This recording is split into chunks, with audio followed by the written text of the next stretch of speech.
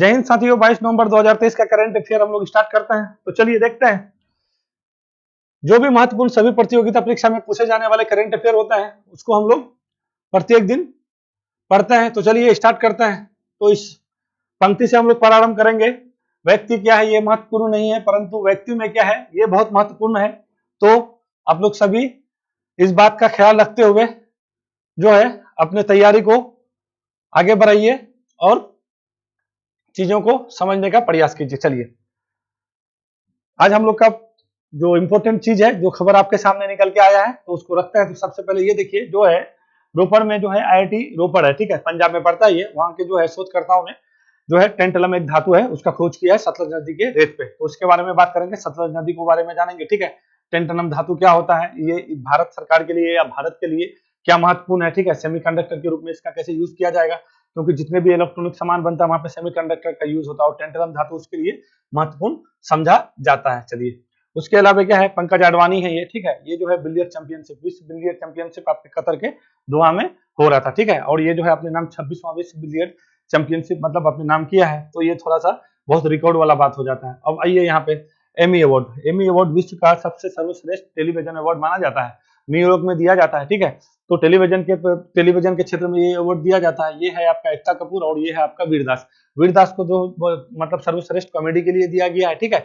और ये जो है आपका बेस्ट डायरेक्टोरेट के लिए दिया गया आपको एकता कपूर को। और एकता कपूर कल भावुक भी हो गई थी, ठीक है। और पहली ऐसे भारतीय महिला है जो एमी अवार्ड डायरेक्टोरेट के क्षेत्र में पाया है, और ये भी बंदा पहला है, ठीक है। तो नामित भी पहले हुआ था बट मिला नहीं था, इस बार इसको वीरदास को मिल चुका है। तो ये थोड़ा सा महत्वपूर्ण हो जाता है। चलिए आगे आइए। ये तो जहाज देखते ही होंगे, खबर में सुने होंगे आप लोग, न्यूज़पेपर में भी बहुत ये बात आ रहा था। गैलेक्सी लीडर जहाज को जो है अपहरण कर लिया गया, किसके द्वारा, हौती। हौती क्या है, यमन में जो है एक जो है विद्रोह समूह है, ठीक है। यमन जैसे हम लोग पढ़ते ना, हिजबुल्लाह लेबनान में है और हमास जो है आपका ये फिलिस्तीन में रहता है। तो इसी तरह से जो है आपका यहाँ पे रहता है हौती लोग, और ये ईरान समर्थित है। तो ये जहाज जा रहा था आपका लाल सागर होते हुए इंडिया आ रहा था, तुर्की से निकला था और इस जहाज को अपहरण कर लिया गया फाइनली। इसमें 25 चालक दल के लोग थे। इस जहाज में बहुत ट्विस्ट है, 5-6 देश इसमें इन्वॉल्व है। एक वो तुर्की है, दूसरा इजराइल है, तीसरा भारत है, जापान है, यूके है, ठीक है। तो इसमें बहुत ट्विस्ट है, इसके बारे में अभी हम लोग जानेंगे, हौती को जानेंगे। ये सारा बहुत महत्वपूर्ण हो जाता है। चलिए आइए, विश्व पर्यटन मार्ट का जो है आपका उद्घाटन किया गया मेघालय में। जैसे उमियम झील जानते हैं, उसके बाद वहां पे जो है आपका ये एक वहां पे जो है आपका जैब मंडल है, ये क्या नौकरी जॉब मंडल है, ठीक है। तो पर्यटन की दृष्टि से बहुत महत्वपूर्ण होता है मेघालय, ठीक है। मेघालय का मुख्यमंत्री कोनार्ड संगमा है। तो वहीं पे जो है आपका जे किशन रेड्डी हम लोग का जो है पर्यटन मंत्री है, उसी के द्वारा आपका इसका उद्घाटन किया गया। तो इसको जान लेंगे। अब ये जेसीबी पुरस्कार साहित्य के क्षेत्र में बहुत अच्छा पुरस्कार माना जाता है, ठीक है। 25 लाख का राशि भी दिया जाता है, ठीक है। तो पेरुमल मुरुगन है, उसी को इस बार का मतलब 2023 का जेसीबी पुरस्कार दिया गया था। इससे पहले बार जो है आपका खालिद जी को दिया गया था, उर्दू के लिए दिया गया था। इस बार जो है तमिल इसका साहित्य है, इसको अंग्रेजी में जो है ट्रांसलेट हुआ है, ठीक है ना। तो जन्नी कन्नन के द्वारा किया गया है अंग्रेजी में। तो इसको देखेंगे हम लोग, जेसीबी पुरस्कार के बारे में अच्छा से जानेंगे, ठीक है। तो क्योंकि राशि वासी इसमें अच्छा खासा दिया जाता है। अब यहाँ पे आइए, ये जो है ना मिस यूनिवर्स बनी है, ठीक है। तो मिस यूनिवर्स का इस बार आयोजन आपका हो रहा था आपका जो है सेंट्रल अमेरिका एक देश पड़ता है अल सल्वाडोर, वहीं पे हो रहा था। सेंट सल्वाडोर उसका राजधानी है।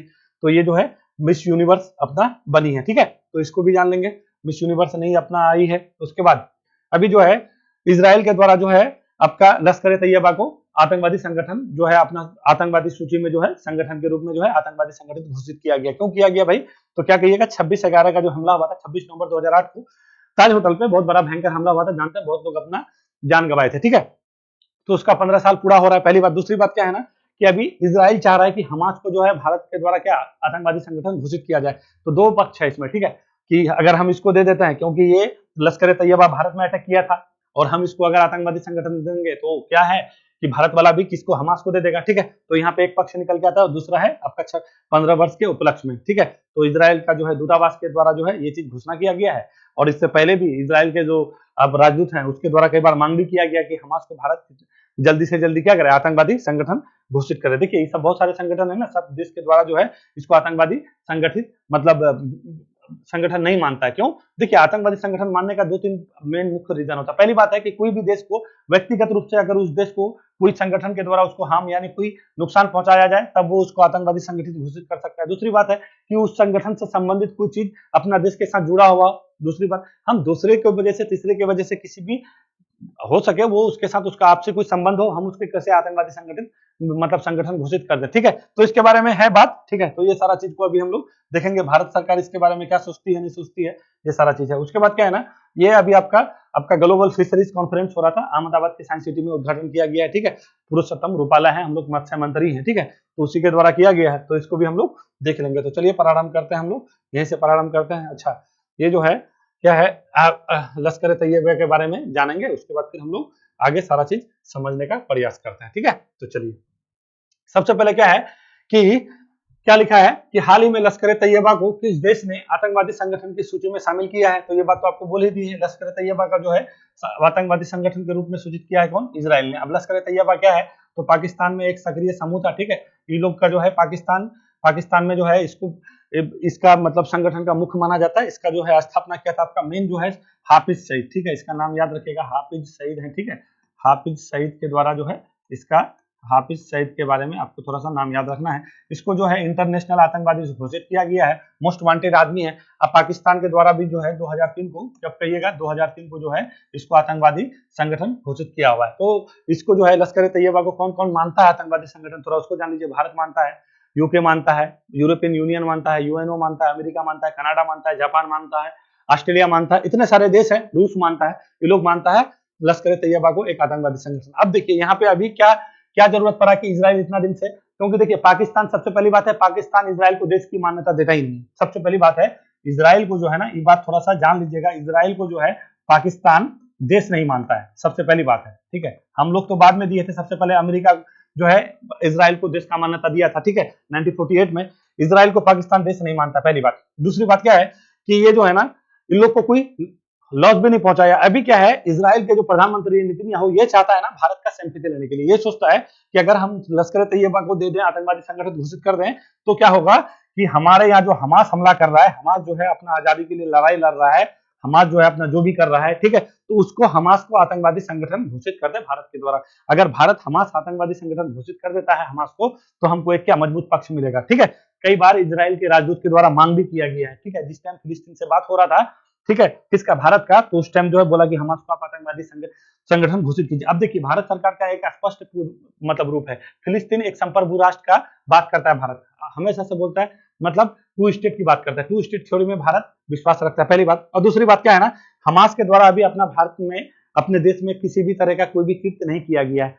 और हर देश का एक अपना पॉलिसी होता है, अगर कोई संगठन के द्वारा हमको पर्सनली हम लोग को कोई अगर लॉस नहीं है, तो उसको हम कैसे कुछ ही नाम दे दे। और दूसरी बात क्या है, अगर हमास को भारत आतंकवादी संगठन घोषित कर देता है, तो आप जो खाड़ी देश देख रहे हैं, सऊदी अरब है, यूएई है, ईरान है, आपका कतर है, बहरीन है, कुवैत है, ये सारा जो देश है, ये सारे देश से हम लोग का अच्छा व्यापार होता है। दूसरा व्यापारिक भागीदार देश है, जानते हैं हम लोग ज्यादा वायल उधर से ही मंगाते हैं, सऊदी अरब से मंगाते हैं, यूएई से मंगाते हैं कि नहीं मंगाता है।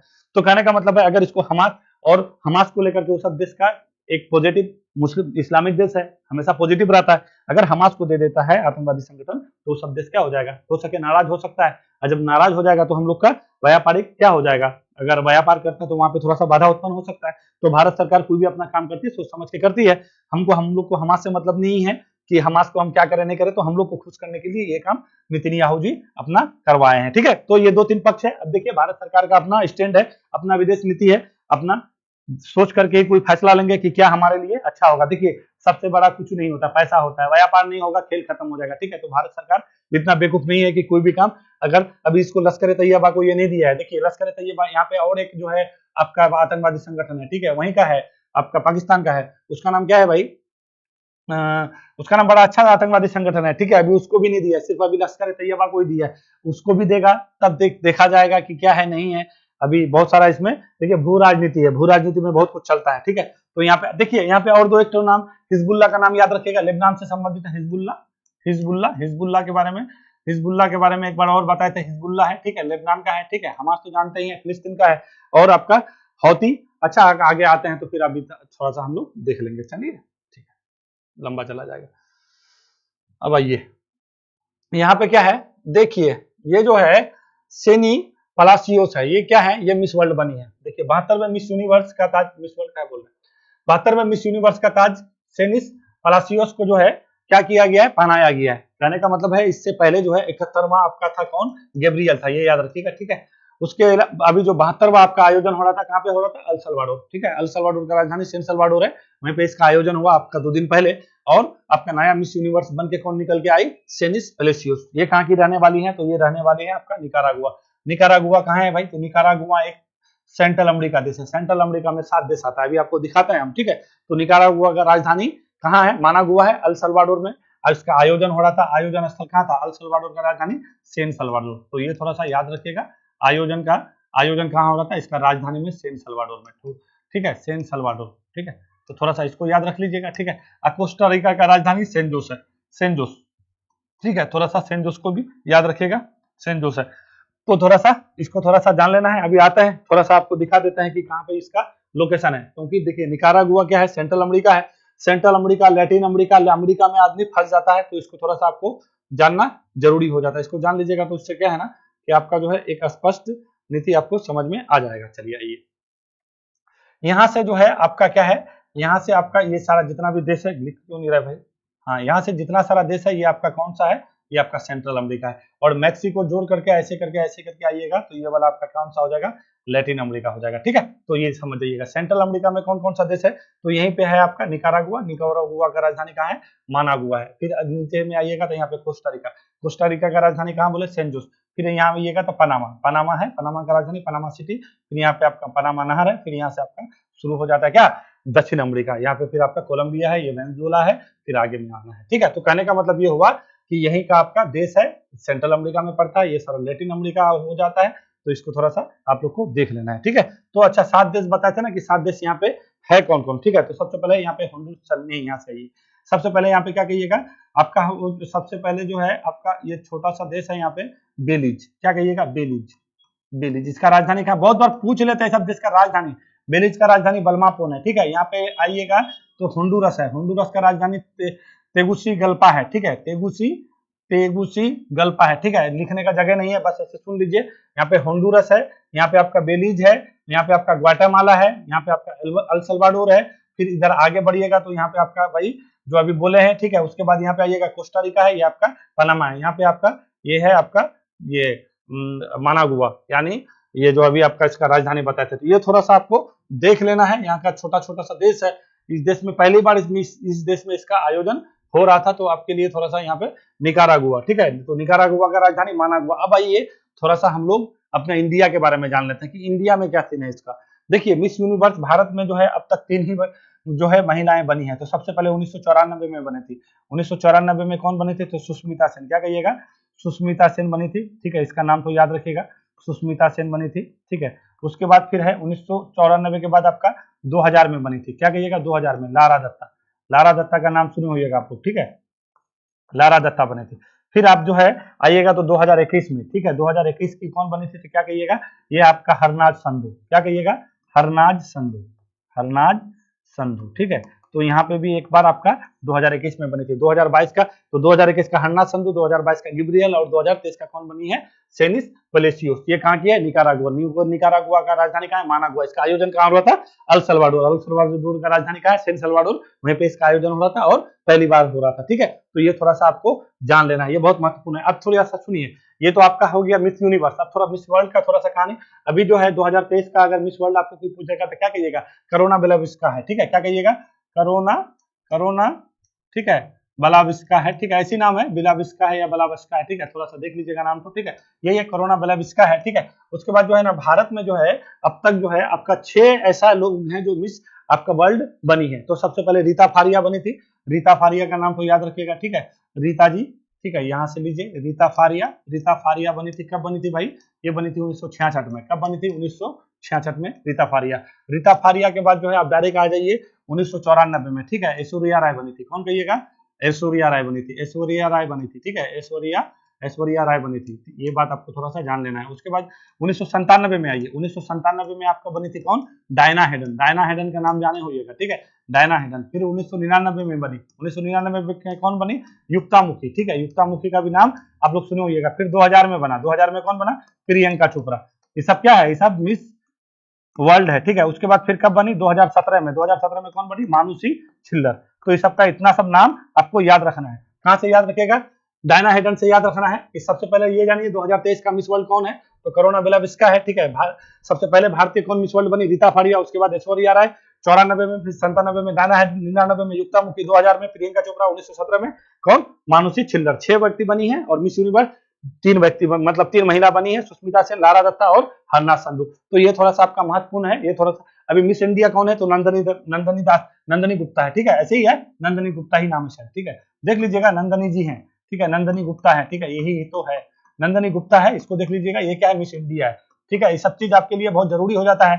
मिस इंडिया, मिस वर्ल्ड आपको पूछ लेता है निम्न में से कौन बनी है, कब बनी थी, क्या है, तो थोड़ा सा स्क्रीनशॉट ले लीजिए, इसको थोड़ा सा देख लीजिएगा, महत्वपूर्ण है। इसी वजह से हम ये सारा चीज आपको बता दिए। चले, देखिए इस बार का जो है मिस वर्ल्ड का आयोजन आपका कहाँ होने वाला है? 2023 का अपना भारत में होगा, ठीक है। इससे पहली बार हम लोग कर चुके हैं, बीजेपी बहुत विरोध किया था उस टाइम, समझे, और अभी बीजेपी के ही काल में होने जा रहा है। तो ये बहुत बड़ी बात है, क्योंकि बीजेपी थोड़ा सा दक्षिणपंथी सोच का, और दक्षिणपंथी सोच नहीं चाहता है कि इस तरह का रैंप हो या लड़कियां, जो भी चीज है, इस सब चीज को सपोर्ट दक्षिणपंथी लोग नहीं करते हैं, ठीक है। तो चलिए आगे बढ़े।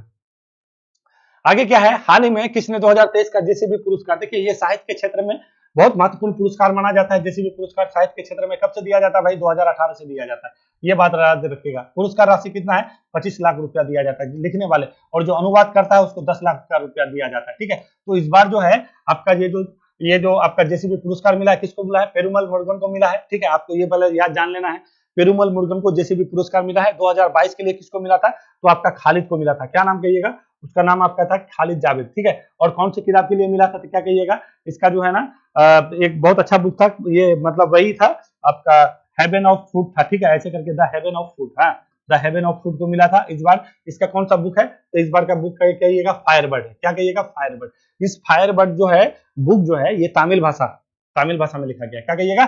तमिल भाषा का लिखा हुआ, तमिल भाषा का है, ठीक है। किसने लिखा था? पेरुमल मुरुगन ने। फिर इसको अंग्रेजी में किसने ट्रांसलेट किया? तो क्या कहिएगा? जन्नी, क्या कहिएगा? जन्नी कन्नन। ये नाम थोड़ा सा याद रखिएगा, जन्नी कन्नन, ठीक है। ये इंग्लिश भाषा में इसका ट्रांसलेट किया, और इसका नाम क्या है? इसके भाषा किताब का उपन्यास है, ठीक है, फायरबर्ड है। ये थोड़ा सा आपको याद रखिएगा। क्या है? क्या कहिएगा? एल मुरुगन तमिल लेखक हैं जो ये बुक लिखे थे, ठीक है। उसको कन्वर्ट इंग्लिश में किसने किया? जन्नी कन्नन ने किया। किस नाम से? फायरबर्ड से, ठीक है। कितना रुपया दिया जाता है? 25 लाख। आज इसको जन्नी किन्नन को कितना जाएगा? इसको 10 लाख रुपया दिया जाएगा, ये बात याद रखिएगा, ठीक है। इसमें जो कन्वर्ट करता है उसको भी दिया जाता है, यानी जो अनुवाद करता है उसको भी दिया जाता है, और जो राइटर होता है उसको भी दिया जाता है। तो इसका उपन्यासकार कौन है? पेरुमल मुरुगन है, 25 लाख रुपया, और जो उसका अनुवादक किए हैं जन्नी कन्नन को 10 लाख रुपया। कब से? 2018 से प्रारंभ किया गया, ये बात जानना है। उसके बाद जानिए 2022 का किसको दिया गया था? तो क्या कहिएगा? खालिद जावेद को दिया गया था ये पुरस्कार। ये यहाँ पर मिलियन हो जाएगा, गलत लिखा है, ठीक है। 2018 से प्रारंभ किया गया था, ये तो आपको हम बता ही दिए। अब थोड़ा सा आइए, जॉन फॉसे लिखा हुआ है। जॉन फॉसे को क्या दिया गया? इस बार का साहित्य का नोबेल दिया गया, नॉर्वेजियन लेखक है, जानते हैं। शिव शंकरी को क्या दिया गया? आपका सरस्वती सम्मान दिया गया। सरस्वती सम्मान भी अपने आप में बहुत बड़ा सम्मान होता है, साहित्य के क्षेत्र में ही दिया जाता है। 15 लाख की राशि इस खुद में दिया जाता है। दामोदर मोजो को आपका क्या 57वां या क्या किया है? 57वां ज्ञानपीठ पुरस्कार मिला है। ज्ञानपीठ पुरस्कार किसको? दामोदर मोजे को, ठीक है। ये भी आपको थोड़ा सा जान लेना है। तो ये सब महत्वपूर्ण चीज है, आपको हम बता दे रहे हैं, यहाँ से पूछ देगा। खास के जेसीबी पुरस्कार को याद रखिएगा, इसका पुरस्कार राशि बहुत ज्यादा पुरस्कार राशि 25 लाख रुपए आपको याद रखना है, ठीक है। किस नाम का है? तो फायरबर्ड का है, ठीक है। किसने अनुवादन किया है? जन्नी कन्नन ने, ठीक है। उसको भी दिया जाता है 10 लाख, ये एक्सेप्शन है, तो एक्सेप्शन को याद रखना है। जॉन फॉसे को 2023 का नोबेल का आपका लिटरेचर के साहित्य में दिया गया है। शिव शंकरी कौन है? तमिल का मतलब सरस्वती सम्मान मिला है। सबसे पहले सरस्वती सम्मान पाने वाले कौन थे? हरिवंश राय बच्चन। किसका? अमिताभ बच्चन का पापा यानी फादर, ठीक है। दामोदर मोजो को आपको ज्ञानपीठ पुरस्कार 1965 से देते हैं। ये सारा चीज आप लोग जानते हैं। चलिए आगे बढ़े, मेरे हिसाब से सब समझ गए होइएगा। अब आइए, ये क्या है? मेघालय के शिलोंग में अंतरराष्ट्रीय पर्यटन मार्ट का आयोजन किया गया। तो मेघालय कहाँ है भाई? मेघालय आपका जो है पूर्वोत्तर राज्य यानी नॉर्थ ईस्ट का एक राज्य है। यहाँ के मुख्यमंत्री कौन है? कोनार्क संगमा जी हैं। यहाँ पे हमेशा चलता रहता है, ठीक है। तो ये थोड़ा सा आपको यहाँ पे ये जानना है कि यहाँ पे उमियम झील है, ठीक है। उमियम झील बहुत बार आपको पूछ लेता है, ठीक है। उसके बाद यहाँ पे आपका क्या है? एक नोकरेक, आपका जैव मंडल आरक्षित क्षेत्र है नोकरेक, ठीक है। ये जो है ये कहाँ है? आप वहां देखिएगा, मेघालय आइएगा ना, मेघालय में जो है गारो खासी जयंतिया क्या है? पहाड़ी है, ठीक है। इसी पहाड़ी को लोग वहां पे बहुत लोग पर्यटन करने के लिए जाते हैं, और पर्यटन की दृष्टि से ये आपका है भी, देखिए ये है आपका मेघालय। तो इधर गारो है, खासी है, फिर यहाँ पे जयंतिया है, ठीक है। तो इसी आपका गारो, इसमें आपका नौकरेक जैव मंडल आरक्षित क्षेत्र है, ठीक है। तो ये थोड़ा सा आपको मेघालय जान लेना है। देखिए ये चारों, ये सिर्फ एक ही सिर्फ आसाम से सीमा साझा करता है, ठीक है। तो ये बात याद रखना है, इधर बांग्लादेश है इसका, ठीक है। तो थोड़ा सा देख लीजिएगा। चलिए, अभी यहाँ पे इलेक्शन हुआ था, कोनार्क संगमा जो है यहाँ के जो है आपका मुख्यमंत्री बने हैं, ठीक है। और यहाँ के जो है आपका जो क्या बता रहे थे, अच्छा छोड़िए, उद्घाटन कौन किए हैं, आपका पर्यटन मंत्री जी किशन रेड्डी किए हैं। तो थोड़ा सा दिख सकता है, ये बहुत महत्वपूर्ण हो जाता है इस तरह का चीज है। पर्यटन दिवस 27 किसको मनाते हैं, तो क्या कहिएगा, सितंबर को हम लोग पर्यटन दिवस मनाते हैं। चले अब आइए विश्व टेलीविजन दिवस के बारे में आइए। विश्व टेलीविजन दिवस प्रत्येक वर्ष 21 नवंबर को मनाता है, ठीक है। टेलीविजन भैया देखिए, टेलीविजन नहीं होता तो आज तक कुछ होता, फिल्म उलम जितना भी देख रहे हैं, अभी एमी अवार्ड देख रहे हैं, टेलीविजन के क्षेत्र में दिया जाता है, ठीक है। तो टेलीविजन बहुत महत्व। तो एक व्यक्ति थे जेएल बेयार्ड, ठीक है, इसका नाम देखे होइएगा, जेएल बेयार्ड, ठीक है। ये जो है ना जेएल बेयार्ड जो है, ये कहाँ के थे, ये स्कॉटलैंड के व्यक्ति थे। 1888 में, क्या कहिएगा 1800, ये क्या कहिएगा 1888 में जो है ये जो है टेलीविजन का खोज किए। और अपना भारत में टेलीविजन आया कब भाई, तो ये भारत में टेलीविजन 1959 में जो है इसका प्रसारण सबसे पहले हुआ। फिर आकाशवाणी के साथ ये था, फिर बाद में जो है इसका दूरदर्शन प्रसारण हुआ। 1975 में चेंज भी हुआ, फिर जाके आपका फाइनली 1982 में जो है आपका पहली बार भारत में कलर यानी रंगीन टीवी, क्या कहिएगा रंगीन टीवी आया, रंगीन टीवी, ठीक है। 1982 में रंगीन टीवी का प्रसारण हुआ। फिर यहाँ पे हम लोग के यहाँ पे आपका क्या, आपका जो दूरदर्शन जो टीवी है, ठीक है, तो वो आपका क्या हुआ, लोकप्रिय हुआ। तो ये थोड़ा सा ये दोनों चीज याद रखेगा। सबसे पहले भारत में टीवी 1959 में आया था, 12 से जो है रंगीन पर्द आपका जो है प्रसारण होने लगा। आकाशवाणी 1975 में जो है आपका ऑल इंडिया रेडियो से अलग होकर के ये सारा चीज किया था। तो थोड़ा सा ये चीज आपको बिल्कुल ध्यान देना है। और कब मनाता है, 21 नवंबर को। टीवी का खोज किसने किया था, जेएल बेयार्ड ने किया था, ये बात जान लीजिएगा।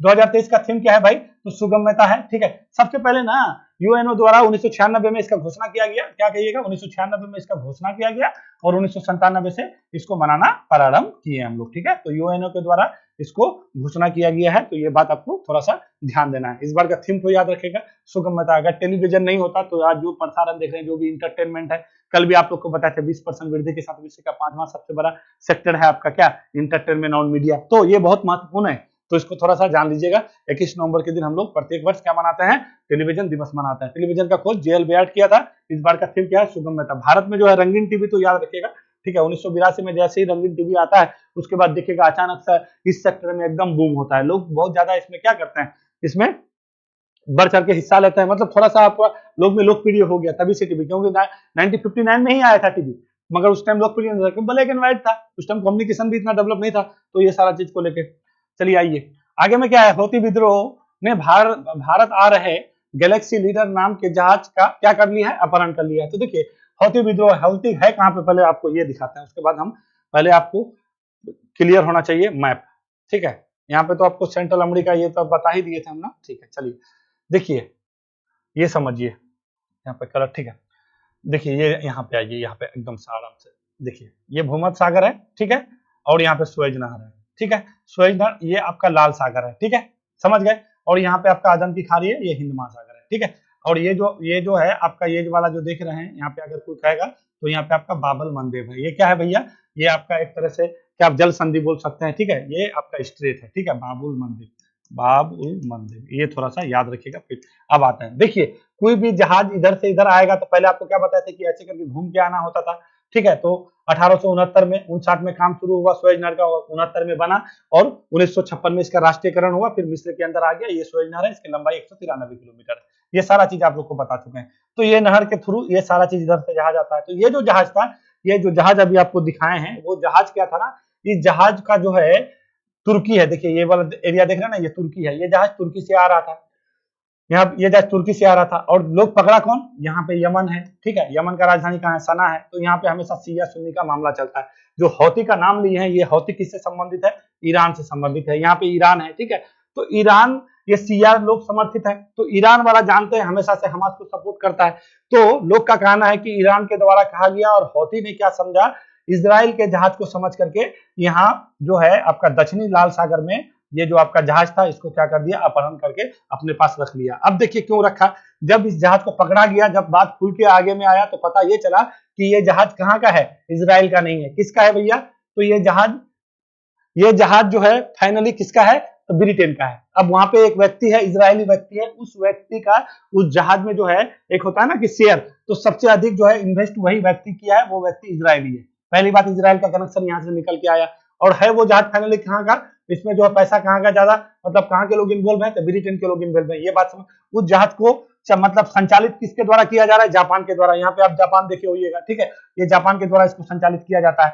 जापान के द्वारा इस जहाज को चलाया। और अब मान लीजिए मेरा कुछ सामान है, वो सामान को हम किसी को चलवाने के लिए दे दिए, तो यहाँ पे जापान भी इन्वॉल्व हो गया, ब्रिटेन भी इन्वॉल्व हो गया, इसराइल के आदमी का उसमें जो है पैसा लगा हुआ है, इसराइल भी इन्वॉल्व हो गया, तुर्की से आ रहा था तो तुर्की इन्वॉल्व हो गया, जा कहाँ रहा था भैया, भारत आ रहा था। अब जब भारत आ रहा था तो भारत भी इन्वॉल्व है, तो भारत इन्वॉल्व नहीं है इसमें, ठीक है, आ रहा था क्या था नहीं था अब तक कोई पता है नहीं। ऐसे भी ये जो है नौसेना को अलर्ट मोड में भारत रखा हुआ है कि अगर ऐसा कोई भी चीज हो तो हम लोग यहाँ पे हेल्प करने के। इस जहाज में 25 व्यक्ति था, कितना व्यक्ति कहिएगा, 25 व्यक्ति था, क्योंकि मालवाहक जहाज था तो इसमें कोई लोग होंगे नहीं, तो ये सारे लोग हौती के अंदर में। अब हौती कौन है, हौती तो समझा दिए, यमन, यमन का राजधानी सना है, यहीं पे जो है एक आपका एक आतंकवादी, एक मतलब विद्रोही गुट है, हमेशा यहाँ पे लड़ाई करता रहता है। जो सना राजधानी है ना, सना पे आजाद लगभग अधिकार आपका हौतियों का ही है, और इसको कहां से सपोर्ट मिलता है, तो ईरान से मिलता है, ठीक है। यहाँ पे शिया सुन्नी का झगड़ा है, और ये जो है आपका ईरान जो है हमास को भी सपोर्ट करता है, लोग को भी सपोर्ट करता है। इधर आप अगर आइएगा हिजबुल्ला, हिजबुल्ला को भी कहीं ना कहीं थोड़ा सा, तो ये थोड़ा सा आपका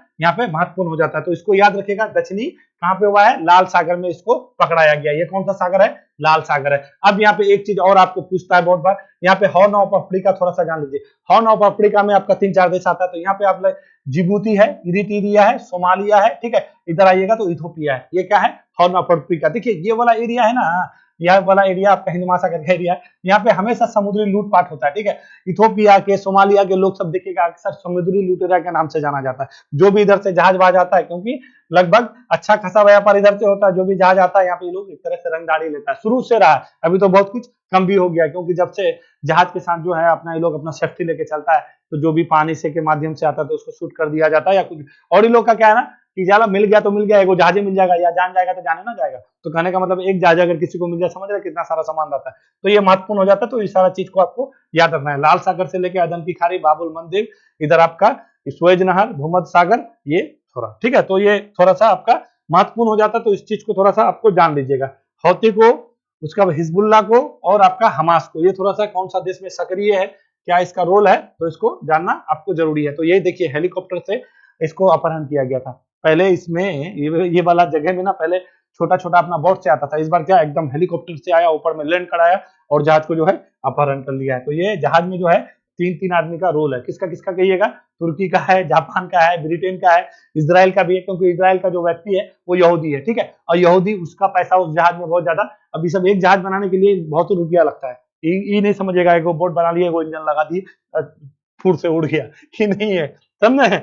इसको थोड़ा सा समझते चलिए, ये बहुत महत्वपूर्ण हो जाता है। चलिए आइए, अब यहाँ पे आइए 51 में एमी अवार्ड। एमी अवार्ड तो बता ही दिए, टेलीविजन के क्षेत्र में दिया जाता है, सबसे सर्वश्रेष्ठ पुरस्कार माना जाता है, न्यूयॉर्क में आयोजित हुआ था।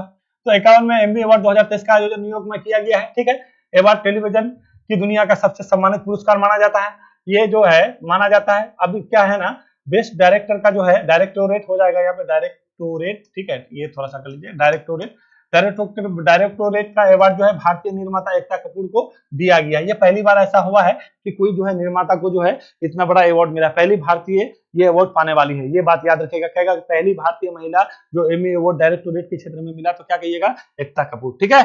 आइए, दिया गया है एमी डायरेक्टोरेट अवार्ड पाने वाली, जीतने वाली ये क्या है, पहली महिला भारतीय बनी है। उसके बाद क्या है, इसमें जो है सर्वश्रेष्ठ कॉमेडी अवार्ड, तो कॉमेडी के बारे में बता ही दिए हैं, ठीक है। कॉमेडी के लिए आपको क्या बोलते थे, वीरदास को दिया गया है। तो वीरदास का क्या है, वीरदास का लैंडिंग शो, और उसका क्या, डेरी गर्ल सीजन 3, इसके लिए इसको दिया गया है। ये 2022 में भी नामित हुआ था, ये क्या हुआ था, 2022 में भी नामित हुआ था, मगर उस टाइम उसको अवार्ड नहीं मिला। इसको अवार्ड मिला कब, 2023 में, इस बार मिला। किसके लिए क्या कहिएगा, तो क्या कहिएगा, वीरदास लैंडिंग और क्या, डेरी गर्ल सीजन 3 के लिए। किसको, वीरदास को। वीरदास और एकता कपूर को एकदम बिल्कुल याद रखिएगा। ये है एकता कपूर जी, ये कौन है, एकता कपूर। आप लोग तो टीवी भी देखते हो, ये अगर देखी ही होगा। और ये क्या है, वीरदास है, ठीक है, ये वीरदास है, ठीक है। इसका क्या कहिएगा, वीरदास लैंडिंग, और आपका क्या हो जाएगा, डेरी गर्ल सीजन 3 के लिए ये दिया गया एमी अवार्ड। और भी बहुत सारे क्षेत्र में दिया जाता है, टोटल 14 क्षेत्र में दिया जाता है। आप छोड़िए, आप मैं क्या बताएं, 14 क्षेत्र में दिया जाता है। तो ये वो चीज आपके लिए महत्वपूर्ण नहीं है, ठीक है। अवार्ड पूछने का बहुत है, एमी अवार्ड नहीं पूछने जा रहा है, मगर जो भारतीय है, पहली बार कीर्तिमान है, ठीक है। इस टाइप का ये बहुत भावुक हो गई, ट्विटर में ये ट्रेंडिंग कर, ट्विटर में अभी ट्रेंड में है एकता कपूर, ये क्योंकि भावुक हो गए, रोने लगी, ये बोला कि मेरे लिए ये बहुत बड़ी पल है। इस टाइप का अगर हमको पुरस्कार मिल जाता है, ये बहुत बड़ी बात है, और सही में बड़ी बात है, एमी अवार्ड मिल रहा है जैसे टेलीविजन के क्षेत्र में, ठीक है। तो ये बहुत महत्वपूर्ण हो जाता है, ठीक है।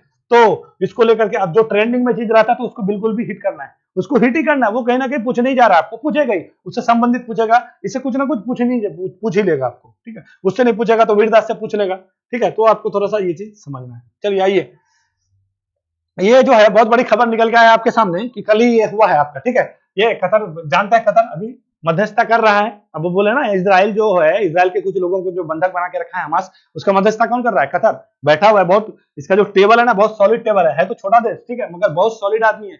वो जो है इस्माइल हानिया है, अब का हमास के प्रमुख है, ठीक है। उसका नाम क्या है? इस्माइल हानिया। अगर आपको पूछ देगा तो बता सकते हैं कि कौन प्रमुख है। तो इस्माइल हानिया कतर में ही बैठा हुआ है, ठीक है। तो ये मध्यस्थता कर रहा है कतर वाले कि भैया जो भी तुम्हारा उसका किडनैप जो लोग को अगवाई करके रखे हो उसको छोड़ दो, और वहां पे गाजा में क्या करो, सीज फायर करवाओ, ठीक है। यूएनओ, आपका रेड क्रॉस, आपका यूनिसेफ, सब कुछ लगा हुआ है, ठीक है। तो मतलब अभी तक सीज फायर का कोई बात नहीं है। देखिए अभी तक 14,000 लोग, जिसमें से 7-8-6-7 हजार तो बच्चा खाली मारा है, समझ रहे हैं। वो आपका जो है अलशिफा हॉस्पिटल बर्बाद हो गया। तो कहने का मतलब है बहुत गड़बड़ स्थिति है वहां पे। मतलब अब बताइए, सामूहिक कब्रगाह बनाया गया है। मतलब सामूहिक कब्रगाह समझते हैं कि एक कब्र में कई लोग, 100 लोगों को दफना दिया जाता है, और वो आपका हॉस्पिटल के परिसर में बनाया गया है। वो अब आपका जो हॉस्पिटल अलशिफा हॉस्पिटल बोले हैं वहीं पे, तो आप समझ जाइए, ठीक है। अलशिफा हॉस्पिटल के एकदम बगल में। तो यहीं पे आपका अभी भारत जो है, कल आपका जो बहुत सारा राहत सामग्री भी भेजा है, दूसरा खेप है ये इसका, ठीक है। तो मिस्र पहुंच गया, फिर वहां से आपका रफा क्रॉसिंग होके वहां जाएगा। तो वही कतर है भैया। तो इस कतर को अब पता नहीं इतना दिन से क्या कर रहा है, नहीं समझ में आ रहा, क्योंकि देखिए ये कतर ना बहुत सॉलिड आदमी है। ये क्या किया था आपको पता होना चाहिए। अभी आपका जो है तालिबान में, यानी अफगानिस्तान में और अमेरिका में जो तालिबान के बीच मध्यस्थता कराने वाला ये कतर था। तो कतर पे लोग आशा लगा के बैठा है। पहले ये काम कौन करता था? ये काम पहले ईरान करता था, अब उससे हो नहीं रहा, तो अब ये काम कतर करने लगा है, ठीक है। तो कतर को हल्के में नहीं लेना है। तो कतर के दोहा में हो रहा है आपका विश्व बिलियर्ड चैंपियनशिप, ठीक है।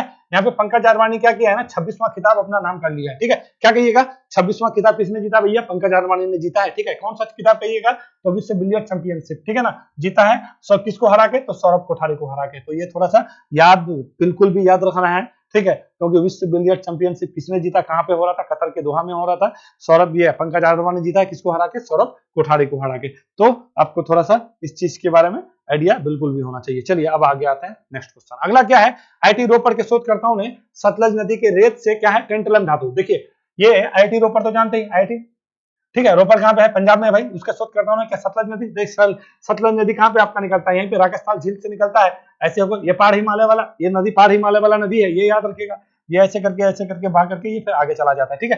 तो यहीं पे आपका कैलाश पे, यहाँ पे राकेशस्थल झील है, यहीं से निकलता है ये नदी, ठीक है। तो इसी के बालू पे जो है ना शोध कर रहा था, कहाँ पे? रोपर के वैज्ञानिक, मतलब शोधकर्ताओं ने। रोपर क्या है भैया? आईआईटी है, ठीक है। तो वहीं पे कर रहा था, तो वहां से क्या मिला? टेंटलम धातु मिला। ये क्या है ना, जब अब ये धातु अगर मिल गया है तो सेमीकंडक्टर के लिए जो है हम लोग के लिए, क्योंकि देखिए हम लोग सेमीकंडक्टर पे पूर्णतः आयात पे निर्भर होते हैं। भारत में इतना इलेक्ट्रॉनिक सामान का उत्पादन जो होता है उसमें सेमीकंडक्टर का जो है ना एक बहुल मात्रा में इस्तेमाल किया जाता है, ठीक है। मतलब इसका जो है एक अधिकार है। मतलब आप इलेक्ट्रॉनिक्स क्षेत्र में अगर आइएगा तो आपका जो है सेमीकंडक्टर का ही एक अधिकार है। अगर सेमीकंडक्टर हमारे यहाँ पे इस तरह का धातु मिल जाता है तो हम लोग को क्या हो जाएगा? बहुत किफायती भी पड़ेगा, आयात नहीं कराना पड़ेगा, ठीक है। और एक तरह से अपना अर्थव्यवस्था के लिए भी अच्छा है। तो ये बहुत अच्छा पहल माना जाता है कि ये बहुत बढ़िया बात हुआ है, ठीक है। तो इसको थोड़ा सा देख लीजिएगा। तो कहाँ पे है? टेंटलम धातु की खोज की गई है, ठीक है। इसका जो है क्रमांक संख्या कितना होता है तो आप लोग जानते ही हैं। टेंटलम क्रमांक संख्या बराबर क्या? प्रोटॉन की संख्या। किसी भी परमाणु में जो हम लोग बोलते हैं इलेक्ट्रॉनिक नंबर क्या है? वो परमाणु का संख्या है ना जी, परमाणु का संख्या होता है, ठीक है। परमाणु संख्या होता है, तो परमाणु संख्या इसका कितना है? 73 है। और इसका जो है आपका ये अगर कहिएगा क्या बोलते हैं मास नंबर, यानी द्रव्यमानक कहिएगा तो कितना? 180 पॉइंट समथिंग है। इतना भी आपको याद रखना है, ठीक है। तो ये थोड़ा सा इसके क्रमांक संख्या तो याद रखिएगा, परमाणु एटॉमिक नंबर, ठीक है। तो ये थोड़ा आपके लिए महत्वपूर्ण हो जाता है, तो ये थोड़ा देख लीजिएगा। अब मेरे हिसाब से क्वेश्चन नहीं है आज, बहुत ज्यादा क्वेश्चन था, लंबा हो भी गया है, जितना जल्दी जल्दी किए हैं, ठीक है। तो मेघालय का ये सब चीज याद रखना, सौरभ कोठारी को याद रखना है, और इसको आपका एकता कपूर को तो बिल्कुल भी याद रखना है। चलिए वीडियो देखने के लिए धन्यवाद। फिर मिलते हैं कल हम लोग एक नया महत्वपूर्ण सेशन लेके, ठीक है। पढ़िए, मस्त रहिए।